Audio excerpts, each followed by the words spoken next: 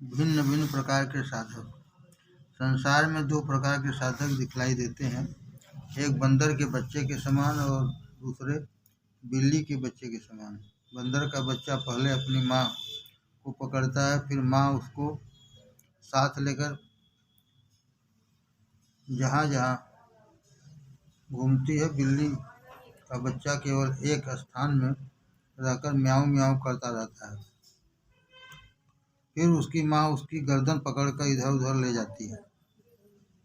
इसी प्रकार ज्ञान मार्ग या कर्म मार्ग से जाने वाले साधक अपनी चेष्टा द्वारा ईश्वर की प्राप्ति का प्रयत्न किया करते हैं, और भक्ति मार्ग से जाने वाले साधक ईश्वर को ही अपना करता धरता समझकर उन्हीं के चरणों में भरोसा किए हुए बिल्ली के बच्चे की भांति निश्चिंत होकर उनका नाम जपा करते हैं। जिस प्रकार एक ही व्यक्ति किसी का बाप, किसी का ताऊ, किसी का चाचा, किसी का मौसा, किसी का लड़का, किसी का दामाद और किसी का ससुर इत्यादि होता है, और इस तरह उसके संबंध भिन्न भिन्न प्रकार के हो जाते हैं, उसी प्रकार भक्त लोग उस एक ही सच्चिदानंद की शांत, दास, साख्य, दास्य, वात्सल्य, मधुर आदि नाना भावों द्वारा उपासना करते रहते हैं। जिसकी जैसी भावना होती है उसको वैसा ही फल मिलता है। जो भगवान को चाहते हैं उन्हें भगवान ही प्राप्त होते हैं, और जो उनके ऐश्वर्य की कामना करते हैं वे केवल ऐश्वर्य को ही पाते हैं। राजा के महल में जो भीख मांगने की अभिलाषा से जाकर आटा, चावल इत्यादि साधारण वस्तुओं की प्रार्थना करता है वह निरा मूर्ख है। राजा के महल में जो भीख मांगने की अभिलाषा से जाकर आटा, चावल इत्यादि साधारण वस्तुओं की प्रार्थना करता है वह निरा मूर्ख है। राजाधिराज भगवान के दरवाजे पहुंचकर ज्ञान, भक्ति आदि रत्नों की प्रार्थना न करके जो अष्ट सिद्धियों आदि किसी सांसारिक तुच्छ वस्तु की याचना करता है उसकी बुद्धि को क्या कहा जाए। भक्त या ज्ञानी के भाव बाहर से समझना बड़ा कठिन है। हाथी के दो प्रकार के दांत होते हैं। बाहरी दांत केवल दिखाऊ होते हैं, उनसे खाया नहीं जा सकता। एक और प्रकार के दांत मुंह के अंदर होते हैं, जिनके द्वारा हाथी खाता है। इसी प्रकार सच्चे साधक अपना यथार्थ भाव बाहर प्रकट नहीं होने देते। योगी दो प्रकार के होते हैं, गुप्त योगी और व्यक्त योगी। जो गुप्त योगी हैं वे गुप्त रूप से ईश्वर भजन में संलग्न रहते हैं, बाहरी लोगों को तनिक भी पता नहीं लगने देता। और जो व्यक्त योगी हैं वे योग, दंडादि बाह्य चिन्ह धारण करके लोगों के साथ योग की ही बातचीत किया करते हैं। साधना पथ में विघ्न। जिस प्रकार घड़े में एक भी छेद रहने से सारा पानी धीरे धीरे बह जाता है, उसी प्रकार साधक के अंदर यदि थोड़ी भी कमजोरी रह जाए तो वह सब साधना व्यर्थ हो जाती है। जिस प्रकार घड़े में एक भी छेद रहने से सारा पानी धीरे धीरे बाहर बह जाता है, उसी प्रकार साधक के अंदर यदि थोड़ी भी कमजोरी रह जाए तो सब साधना व्यर्थ हो जाती है। गीली मिट्टी से कोई भी चीज़ बनाई जा सकती है, परंतु पकी हुई मिट्टी गढ़ने के काम में नहीं आ सकती। जिसका हृदय विषय बुद्धि की ज्वाला से पक गया है उसमें पारमार्थिक भाव नहीं आ सकता। गीली मिट्टी से कोई भी चीज़ बनाई जा सकती है, परंतु पकी हुई मिट्टी गढ़ने के काम में नहीं आ सकती। जिसका हृदय विषय बुद्धि की ज्वाला से पक गया है उसमें सांसारिक भाव नहीं आ सकते। जैसे चींटी शक्कर और बालू के एक साथ रहने पर भी बालू को छोड़कर शक्कर खा लेती है, वैसे ही संत लोग इस संसार में सद्वस्तु सच्चिदानंद भगवान का ग्रहण कर लेते हैं और असद वस्तु कामनी कंचन आदि को त्याग देते हैं। कागज में यदि तेल लगा हो तो उस पर लिखा नहीं जा सकता। उसी प्रकार कागज में यदि तेल लगा हो तो उस पर लिखा नहीं जा सकता। उसी प्रकार जीव में जब कामनी कंचन रूपी तेल लग जाता है तो उसके द्वारा साधना नहीं हो सकती। फिर जिस प्रकार उस तेल लगे हुए कागज को खड़िए से घिसने पर उस पर लिखा जा सकता है, उसी प्रकार कामनी कंचन रूपी तेल लगे हुए मन को यदि त्याग रूपी खड़िए से घिसकर शुद्ध किया जाए तो साधना की जा सकती है। जो लोग स्वयं तो धर्म की चर्चा करते ही नहीं वरन दूसरों को ध्यान पूजा करते देख उनकी हंसी दिलगी उड़ाते हैं और धर्म एवं धार्मिक पुरुषों की निंदा करते हैं, ऐसे पुरुषों का संग साधक के लिए सर्वथा अनुचित है। ऐसे लोगों से 2 हाथ दूर ही रहना चाहिए। जो लोग स्वयं तो धर्म की चर्चा करते ही नहीं वरन दूसरों को ध्यान पूजा करते देख उनकी हंसी दिलगी उड़ाते हैं और धर्म एवं धार्मिक पुरुषों की निंदा करते हैं, ऐसे पुरुषों का संग साधक के लिए सर्वथा अनुचित है। ऐसे लोगों से 2 हाथ दूर ही रहना चाहिए। गौओं के झुंड में यदि कोई दूसरा जानवर घुस जाता है तो सब गौवें मिलकर उस जानवर को सींग से मार मार कर भगा देती हैं, पर यदि कोई गाय आ जाए तो आपस में शरीर चाटने लगती हैं। इसी प्रकार जब भक्तजनों में भेंट होती है तो वे आपस में धर्म की बातें किया करते हैं और परम सुख का अनुभव करते हैं। उनका संग छूट जाने पर उन्हें बड़ा दुख होता है, परंतु कुजातीय पुरुष आ जाने पर उन्हें उसका संग करने में आनंद नहीं मिलता। जो तालाब छिछला है उसका पानी पीना तो ऊपर से धीरे धीरे ले लेना चाहिए। अधिक खलबलाने से नीचे का कीचड़ ऊपर उठकर सारी पानी को मैला कर देता है। यदि सच्चिदानंद का लाभ करना चाहते हो तो गुरु के उपदेश में विश्वास करके धीरे धीरे साधना करो। व्यर्थ में केवल शास्त्र विचार अथवा तर्क वितर्क करने से यह छिछला मन मैला हो जाएगा। यदि सच्चिदानंद का लाभ करना चाहते हो तो गुरु के उपदेश में विश्वास करके धीरे धीरे साधना करो। व्यर्थ में केवल शास्त्र विचार अथवा तर्क वितर्क करने से यह छिछला मन मैला हो जाएगा। भला बताओ तो भूत उतरे तो कैसे? जिन सरसों के दानों से भूत उतारना है उन्हीं भीतर तो भूत घुसा है। जिस मन से साधन भजन करना है वही यदि विषय में लिप्त हो तो साधन भजन कैसे होगा? जिस मन से साधन भजन करना है यदि विषय में लिप्त हो तो साधन भजन कैसे होगा? मन और मुख अर्थात भीतर और बाहर दोनों को एक करना ही यथार्थ साधना है। मन और मुख अर्थात भीतर और बाहर दोनों को एक करना ही यथार्थ साधना है। मुँह से तो कहते हैं हे भगवान तुम ही हमारे सर्वस्व हो, परंतु मन में विषय को ही सब कुछ मानकर बैठे हैं। ऐसे लोगों की साधनाएं कैसे सफल होंगी? वासना का चिन्ह मात्र भी रह जाने पर भगवान प्राप्त नहीं होते। वासना का चिन्ह मात्र भी रह जाने पर भगवान प्राप्त नहीं होते। धागे में यदि जरा भी गांठ पड़ी हो तो सुई के छेद में नहीं डाला जा सकता। धागे में यदि जरा भी गांठ पड़ी हो तो सुई के छेद में नहीं डाला जा सकता। मन जब वासना रहित होकर शुद्ध हो जाता है तभी सच्चिदानंद का लाभ होता है। जो लोग ईश्वर प्राप्ति के लिए साधन भजन करने की इच्छा रखते हैं उन्हें चाहिए कि कामनी कंचन के मोह में किसी प्रकार न फंसे। जो लोग ईश्वर प्राप्ति के लिए साधन भजन करने की इच्छा रखते हों उन्हें चाहिए कि कामनी कंचन के मोह में किसी प्रकार न फंसे, क्योंकि यदि इनका संसर्ग रहा तो सिद्धावस्था लाभ करने की कभी संभावना नहीं।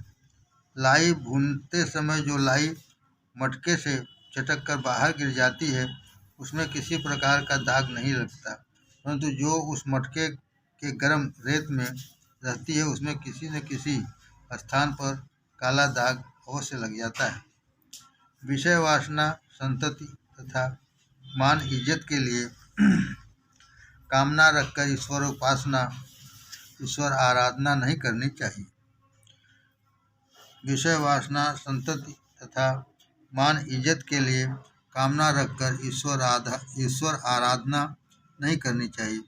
जो केवल सच्चिदानंद का लाभ करने के लिए उनसे प्रार्थना करता है उसे निश्चय ही ईश्वर की प्राप्ति होती है।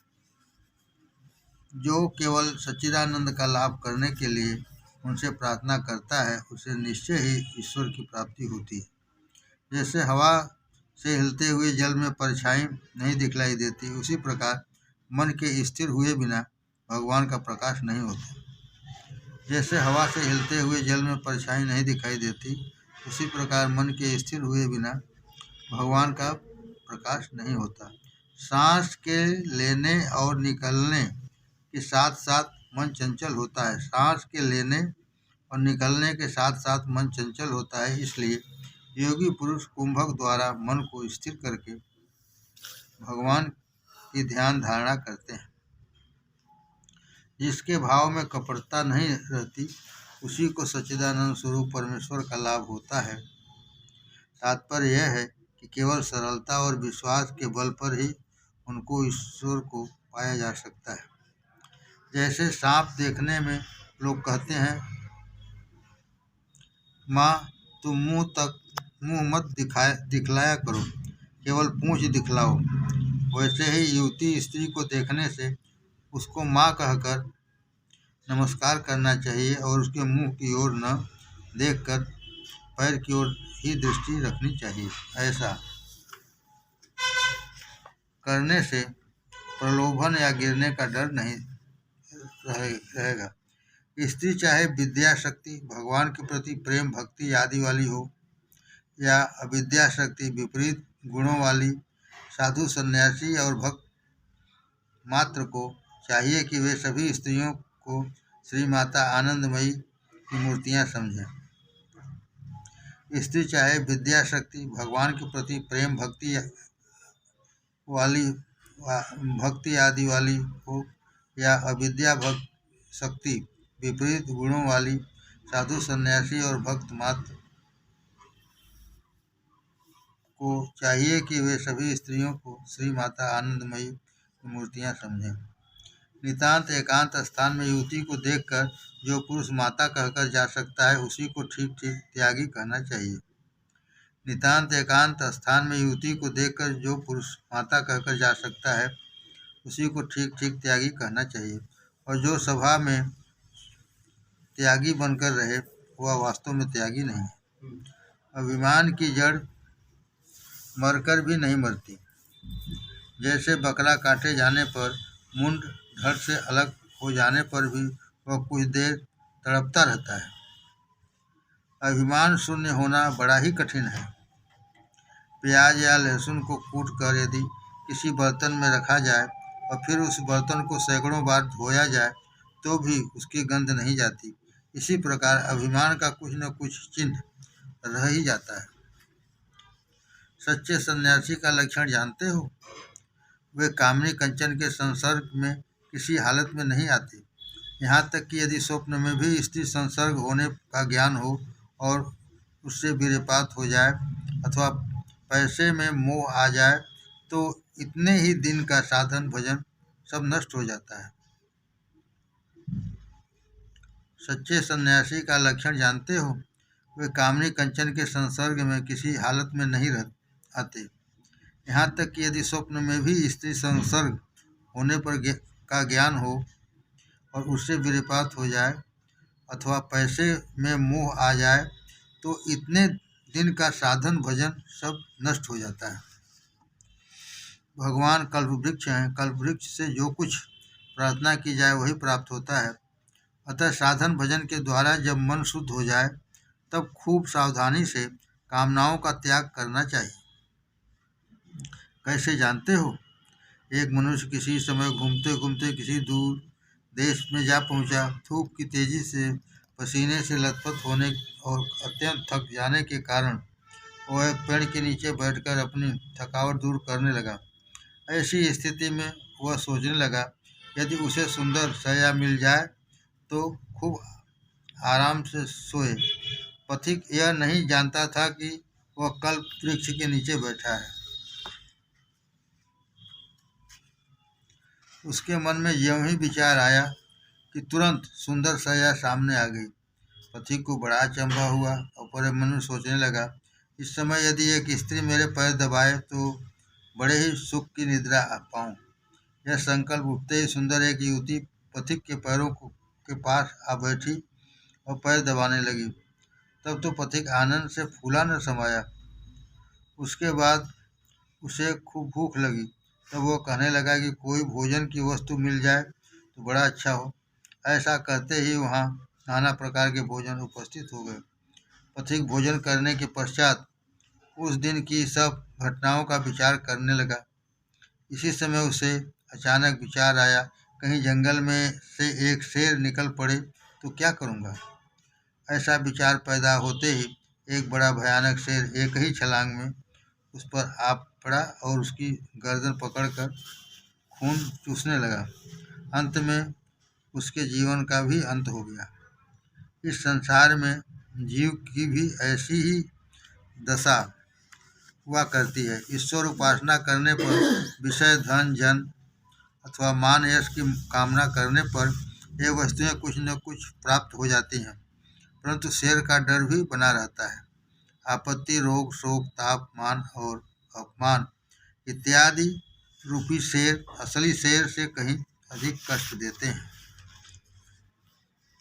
एक मनुष्य के मन में अचानक वैराग्य भाव के उदय होने पर उसने अपने घर वालों से कहा, अब संसार मुझे अच्छा नहीं लगता, मैं किसी निर्जन स्थान में रहकर अब उपासना करूँगा। उसके घर वालों ने उसके इस शुभ संकल्प का समर्थन किया। वह मनुष्य घर से शीघ्र निकल गया और एक निर्जन स्थान में पहुंचकर घोर तपस्या करने लगा। इस प्रकार 12 साल साधना करने के पश्चात उसे कुछ सिद्धियां प्राप्त हुईं और वह घर लौट आया। इतने दिनों बाद फिर से भेंट होने के कारण उसके संबंधियों को बड़ा आनंद हुआ और वे बड़ी प्रसन्नता के साथ उससे बातचीत करते हुए पूछने लगे, इतने दिन तपस्या करने से तुमको क्या प्राप्त हुआ।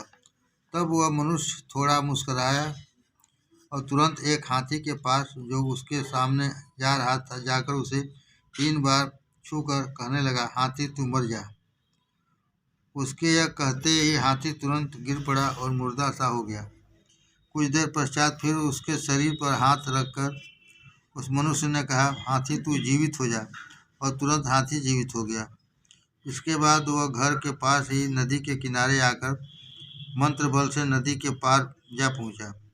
उसके भाई बंधु यह सब देखकर आश्चर्य से तो भर गए, पर उन्होंने उस तपस्वी भाई से कहा, भाई आपकी इतने दिन की तपस्या व्यर्थ हुई। हाथी के मरने और जीवित होने से आपको क्या लाभ हुआ।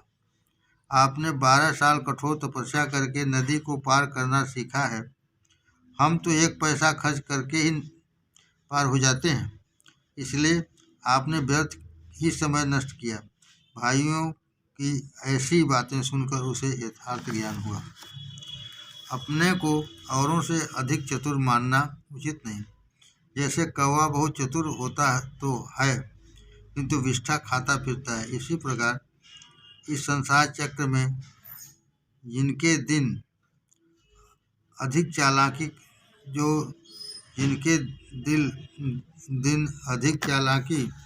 करते बीतते हैं वे ही ठगे जाते हैं। इसी प्रकार इस संसार चक्र में जिनके दिन अधिक चालाकी करते बीतते हैं वही ठगे जाते हैं। एक दिन गंगा के किनारे खड़े होकर मैंने एक हाथ में 1 रुपया और दूसरे हाथ में मिट्टी लेकर मिट्टी ही रुपया, रुपया ही मिट्टी, ऐसा विचार कर जब दोनों को गंगा के जल में छोड़ दिया तब मन में थोड़ा डर और चिंता हुई।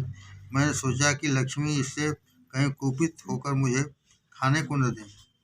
फिर मन में सोचा और बोला, हे लक्ष्मी माई, तुम मेरे हृदय में रहो, मैं तुम्हारे ऐश्वर्य को नहीं मांगता। ईश्वर दो बार हंसते हैं। एक बार जब भाई भाई रस्सी लेकर जमीन के हिस्से करते हैं और कहते हैं कि इधर मेरा उधर तेरा। ईश्वर दो बार हंसते हैं। एक बार जब भाई भाई रस्सी लेकर जमीन के हिस्से करते हैं और कहते हैं इधर मेरा उधर तेरा। और दूसरी बार उस समय जब किसी की कठिन बीमारी में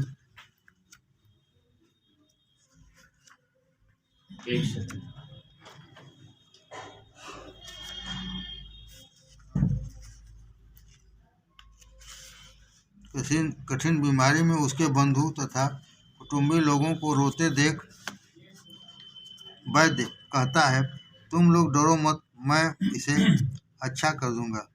वैद्य यह नहीं जानता कि यदि ईश्वर किसी को मारे तो किसकी शक्ति है जो उसकी रक्षा करे। भगवान श्री कृष्ण अर्जुन से कहते थे, हे अर्जुन, अष्ट सिद्धियों में से यदि एक भी सिद्धि तुम्हारे पास रहे तो मेरा जो परम भाव है उसे तुम नहीं पा सकोगे। भगवान श्री कृष्ण अर्जुन से कहते थे, हे अर्जुन, अष्ट सिद्धियों में से यदि एक भी सिद्धि तुम्हारे पास रहे तो मेरा जो परम भाव है उसे तुम नहीं पा सकोगे। अतएव जो ठीक ठीक भक्त और ज्ञानी हैं उन्हें किसी प्रकार की सिद्धि की कामना नहीं करनी चाहिए। लक्ष्मी नारायण नामक एक धनाढ्य और सत्संगी व्यक्ति दक्षिणेश्वर में एक दिन श्री रामकृष्ण देव के दर्शन करने के लिए आया। उनके साथ देर तक वेदांत विषयक आलोचना हुई। श्री रामकृष्ण देव के साथ धर्म प्रसंग कर तथा उनकी वेदांत संबंधी आलोचना सुनकर वह बड़ा प्रसन्न हुआ। अंत में विदा होते समय बोला, मैं 10,000 रुपया आपकी सेवा के लिए देना चाहता हूँ। यह बात सुनते ही श्री रामकृष्ण देव के सिर पर मानो वज्राघात सा हो गया और मूर्छित हो गए। थोड़ी देर बाद महान विरक्ति प्रदर्शित करते हुए बालक की तरफ संबोधन करके उससे बोले, साला, तुम यहाँ से अभी उठ जाओ, तुम मुझे माया का प्रलोभन दिखाते हो। उक्त मारवाड़ी भक्त ने खिन्न होकर कहा, आप अभी थोड़े कच्चे हैं। श्री रामकृष्ण देव ने पूछा, कैसे? यह भक्त बोला, महापुरुष लोगों की खूब उच्च अवस्था होने से त्याज्य ग्राह्य दोनों बराबर हो जाते हैं। महापुरुष लोगों की खूब उच्च अवस्था होने से त्याज्य ग्राह्य दोनों बराबर हो जाते हैं। कोई कुछ दे या ले, उससे उनके चित्त में संतोष या क्षोभ नहीं होता। श्री रामकृष्ण देव यह बात सुनकर कुछ हंसे और समझाने लगे, देखो, दर्पण में दाग होने पर जैसे ठीक ठीक मुंह नहीं दिखाई देता, नहीं पड़ता, उसी तरह जिसका मन निर्मल हो गया है उसमें कामिनी कंचन का दाग पड़ना ठीक नहीं है। वह भक्त बोला, अच्छी बात है, हृदय आपकी सेवा करता है, उसी के नाम से यह रुपया सेवा के लिए रख देता हूँ। उन्होंने कहा, नहीं, वह भी नहीं होगा, क्योंकि उसके पास रुपया रहने पर यदि किसी समय मैं कहूँ कि अमुक को कुछ दे दो या अन्य किसी तरह मेरी खर्च करने की इच्छा हो और उस समय यदि वह न देना चाहे तो सहज ही में यह अभिमान आ सकता है कि वह रुपया तो तुम्हारा नहीं है, वह तो मुझे दिया गया है। अतएव यह अभिमान भी अच्छा नहीं है। उस भक्त को श्री रामकृष्ण देव की यह बात सुनकर अत्यंत आश्चर्य हुआ और उनके इस अदृश्य पूर्ण त्याग भाव को देखकर अतिशय आनंदित हो वह घर लौट गया।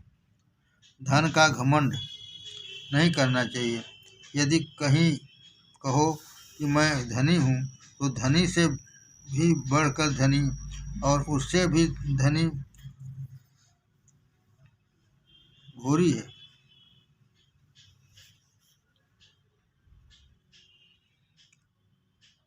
धन का घमंड नहीं करना चाहिए। यदि कहो कि मैं धनी हूँ, तो धनी से भी बढ़कर धनी है और उससे भी धनी घोरी है। सायंकाल में जब जुगनू उड़ते हैं, तब वे सोचते हैं कि हमें इस संसार को प्रकाश दे रहे हैं, पर नक्षत्रों के उदय होते ही उन जुगनुओं का घमंड शांत हो जाता है। तब नक्षत्रों को घमंड होता है कि वे जगत को प्रकाश दे रहे हैं, परंतु जब चंद्रमा का उदय होता है, तब नक्षत्र भी लज्जित हो मलिन हो जाते हैं। फिर चंद्रमा सोचता है कि मैं ही संसार को प्रकाश देने वाला हूँ, मेरा प्रकाश पाकर मानो संसार हंस रहा है।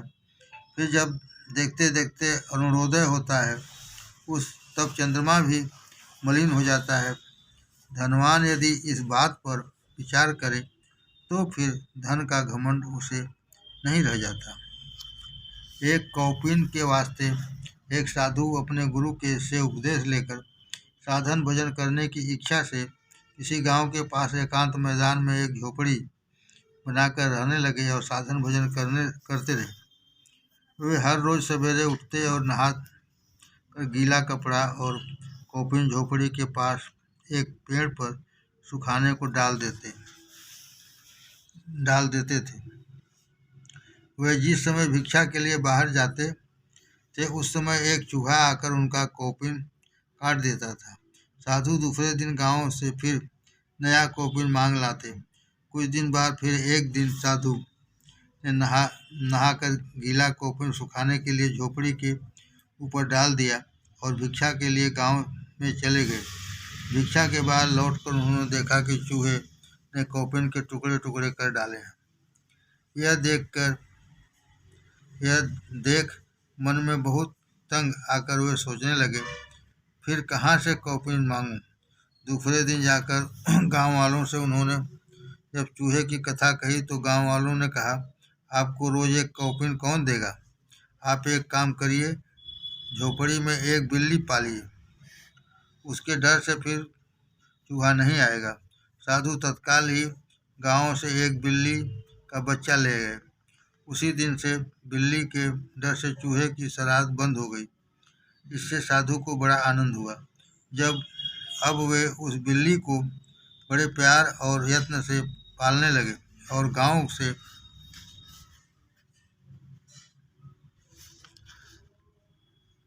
से दूध मांगकर बिल्ली को पिलाते रहे।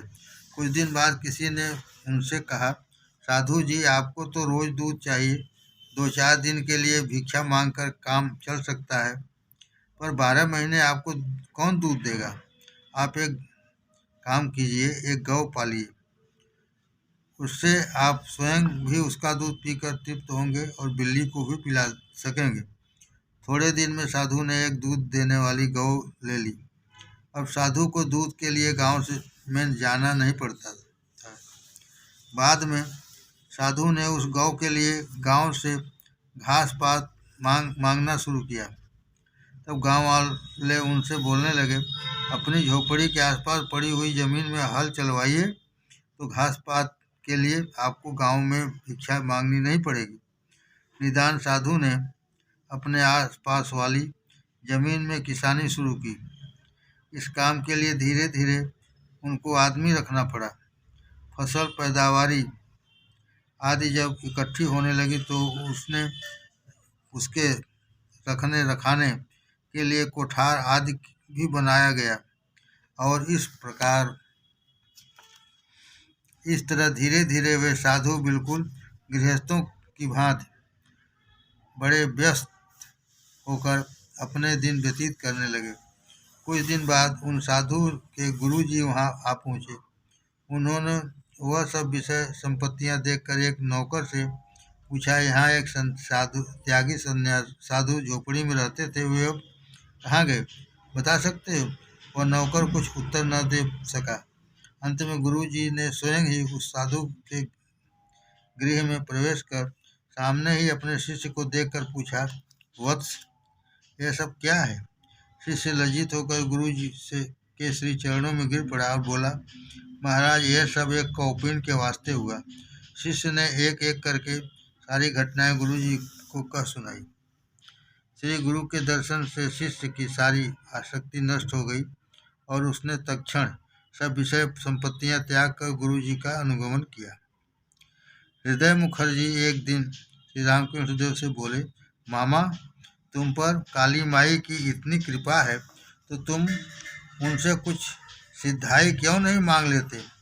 श्री रामकृष्ण देव की उन दिनों बालक जैसी अवस्था थी। हृदय की यह बात सुनकर वे एक दिन चंपा तालाब के घाट पर बैठकर बालक की भांति काली माता से कहने लगे, माँ, हृदय कहता है तुम माता से कुछ सिद्धाई क्यों नहीं मांग लेते। यह कहकर वे माता का ध्यान करने लगे। थोड़ी देर में उन्होंने अपने सामने देखा कि काले रंग की किनारीदार साड़ी पहने हुए एक मोटी औरत शौच में बैठी है। इसके बाद वहाँ से लौटकर उन्होंने हृदय से कहा, साले, तूने मुझे क्या सलाह दी थी।